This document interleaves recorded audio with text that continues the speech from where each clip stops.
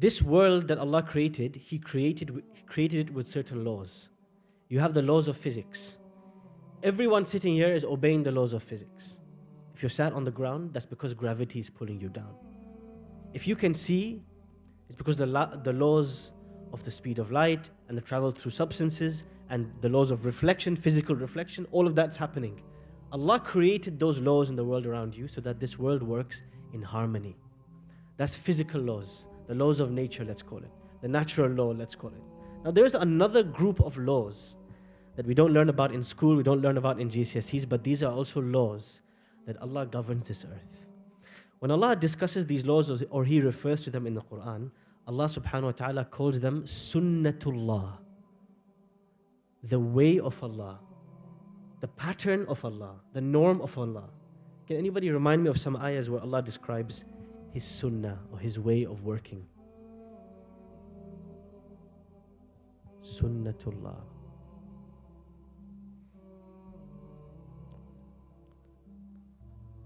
Sunnatullahi alladhi qad khalat min qabl. Allah's ways which have been constantly continuing in the past, and you will never find the laws of Allah changing. That's one ayah. Any others?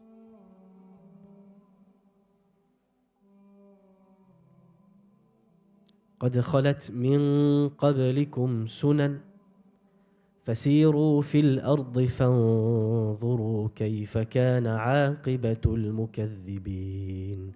Allah says, before you, everything I have done on this earth, the way I rule this earth, the way I look after this earth, it's always been according to certain laws, certain patterns.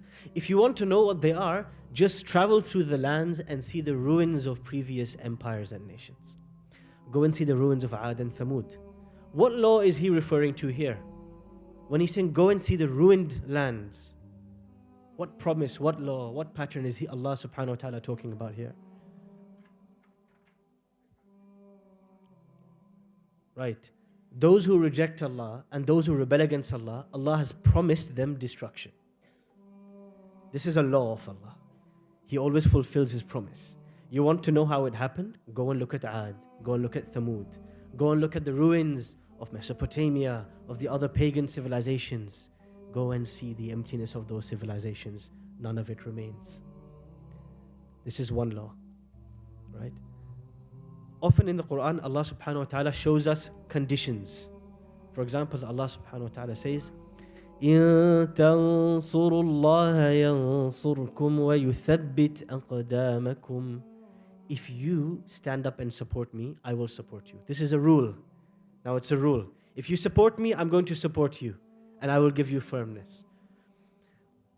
Sometimes Allah also says, He says it in different ways. For example, Allah says, وَمَا كَانَ رَبُّكَ مُهْلِكَ الْقُرَى حَتَّى يَبْعَثَ فِي أُمِّهَا رَسُولًا يَتْلُو عَلَيْهِمْ آيَاتِنَا. I am not going to destroy a nation until I send a prophet to first make clear to them my signs. Then I will destroy them if they rebel and if they reject.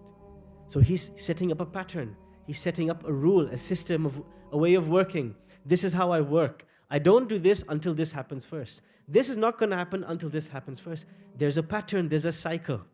Now the problem is, if you're not aware of this cycle of the way Allah works, you start reacting to events in the world without seeing the bigger picture.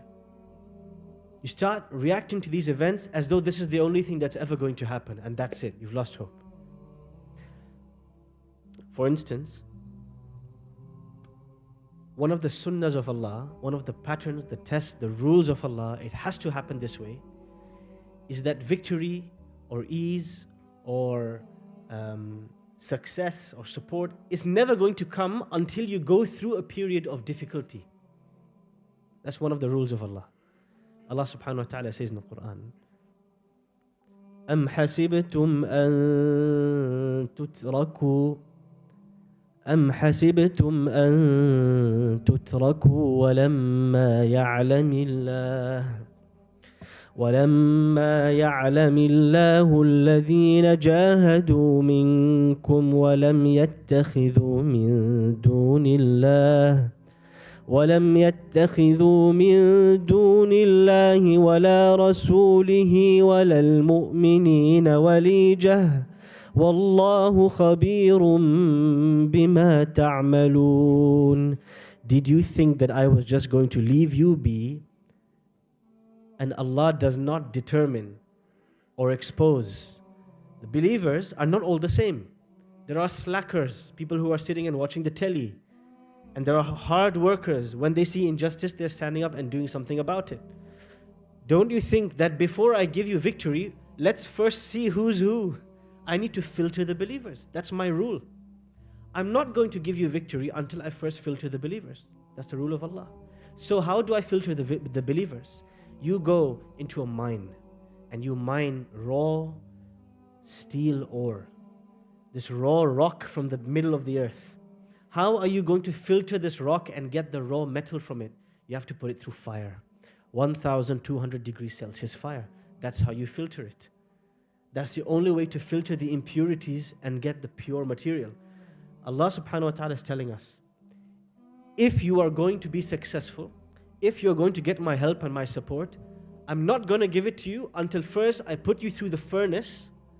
I melt the group of believers and I see who's the real believer and who's the waste man, who's the lazy one, who's the loser amongst them. I need to see who's who. And so I'm going to expose them. Allah subhanahu wa ta'ala says, وَلَقَدْ كُذِّبَتْ رُسُلٌ مِّن قَبْلِكَ فَصَبَرُوا عَلَى مَا كُذِّبُوا وَأُوذُوا حَتَّى أَتَاهُمْ نَصْرُنَا وَلَا مُبَدِّلَ لِكَلِمَاتِ اللَّهِ وَلَقَدْ جَاءَكَ مِن نَبَإِ الْمُرْسَلِينَ. Look at the prophets before you. Prophets before you went through phases. Number one, they were rejected. They had to be patient with all the rejection and all the fighting and all the opposition. They had to prove their patience. They had to be harmed for the sake of Allah. Once they went through this period of difficulty, harm, affliction, then I gave them my support and my victory. And nobody can change the words and the ways and the rules of Allah. And haven't the previous stories of prophets come to you? So you want to get an A star on an exam while doing no work. So you want to get a job, but you don't want to send your CVs. So you want the victory of Allah to come, but you don't want to put in the work. One of the sunnahs of Allah, the ways, the rules of Allah, is it ain't going to be easy. You are going to have to go through, collectively as an ummah, you have to go through a period of test before you get the victory. There's no other way. Now we've mentioned a number of different rules, patterns, laws, sunnahs of Allah. I want to summarize them for you. The first one, the destruction of those who reject and rebel against Allah, number one. The second one, the victory, the success, the support that Allah gives the believers.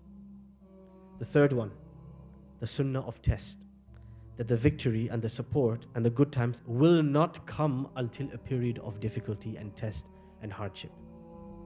And lastly, and most importantly, one of the most important sunnahs of Allah is that on this earth, there will always be a war, a fight, a struggle between good and evil. He's designed it this way. So when you ask the question, why did Allah create the evil? Why did Allah create prostitution? Why did Allah create murder, rape, killing, racism, discrimination? Why did Allah create it? Well, that's the whole point. Without black, you won't know what's white. Without the evil, you won't know who's good. The whole point of the evil is that when Allah creates those tests and those circumstances, the good people, the real leaders, they stand up and they do something about it and they prove themselves. When that doesn't exist, you don't know what's what and who's who. Allah created the test on this earth to inspire those of good to stand up and do something about it. And there will always be a struggle between good and evil. Every movie you've seen, every book you've read, all of the most famous stories in the last 100, 200, 300 years, there's always a fight between good and evil. Lord of the Rings, the Hobbits, and the evil forces. Star Wars, the Sith, the dark forces, and the good forces, the Jedi. Every story that's popular, that's well known, has the same template, the same pattern, good versus evil. Because this is something so It's so known to human beings. We know it, we see it. But sometimes we don't realize it's happening. But this is how Allah designed this earth. It has to happen in this way.